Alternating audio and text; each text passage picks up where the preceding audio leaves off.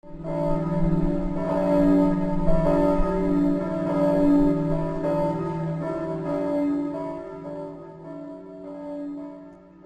town of Mount Angel had its beginnings in 1850 when Benjamin Cleaver was granted a donation land claim of 640 acres, which included most of the present town site.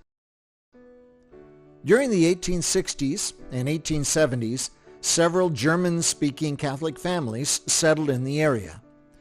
As there was no Catholic church in town yet, they traveled to the well-established nearby community of Jervis, or a little farther to St. Louis to attend Mass. That all changed in 1880 when a small group of Catholic families began to build a church that would allow them to attend Mass closer to their homes. In August of 1881, St. Mary's Catholic Church was dedicated. It was also at this time that a group of Benedictine monks, led by Father Adelhelm Odermatt, came seeking a suitable location for a Benedictine monastery in the west. They arrived in the area from Engelberg in Switzerland. A butte overlooking the town of Mount Angel was at one time a center of worship for the Native Americans who called it Tapalamaho, which means the Mount of Communion. After witnessing the beauty of the butte and surrounding farmland and the enthusiasm of the local families, the group of Benedictines purchased the land in 1882 and founded the Mount Angel Abbey. In 1884, the cornerstone of their new monastery was laid at the base of the hill.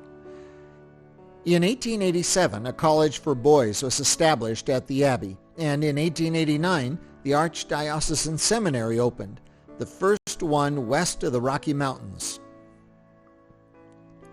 Also in the 1880s, Benedictine sisters from Maria Rickenbach in Switzerland moved to Mount Angel from nearby Jervis, where they had originally settled, to establish a convent, the Queen of Angels Monastery.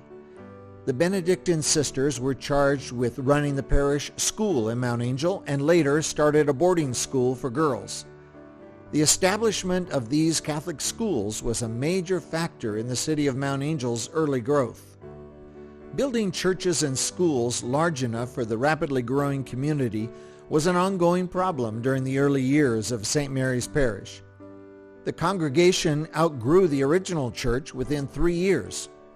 By that time, the abbey had completed its church as a combined abbey-parish facility. Having a parish church as part of a monastery was a tradition that the Benedictines transplanted from Europe.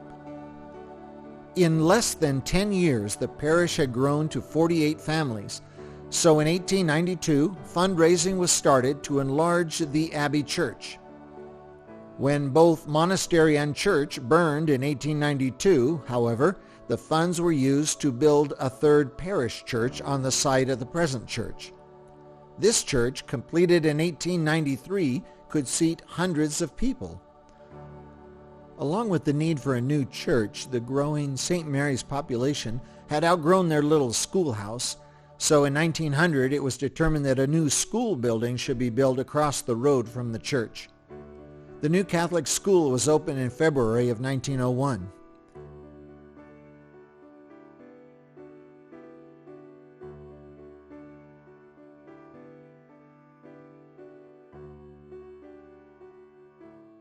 In 1904, a beautiful new rectory was built next to the church.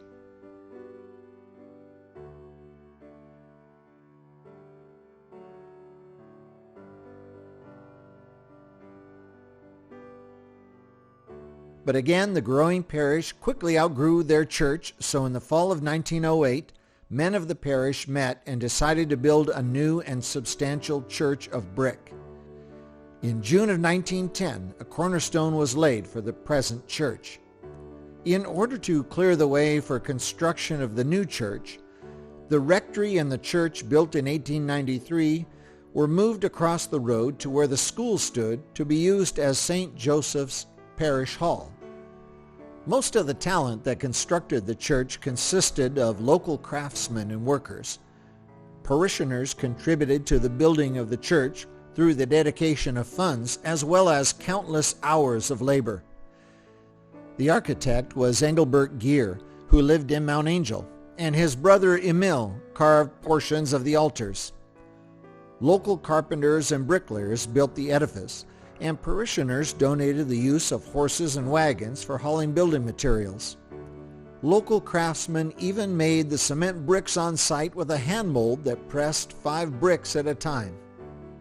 St. Mary Church stands as a tribute to the many members of the congregation that dedicated their time, talent, and resources to complete this amazing monument of Gothic architecture. It was an extremely active parish with many organizations that worked to raise funds for the completion of the church. The Catholic Order of Foresters and the St. Joseph's Society were organizations that the men of the church belonged to, and these members were instrumental in raising funds for construction. Another group was the Young Ladies Sodality that raised $400 towards the placing of stained glass windows in the new church.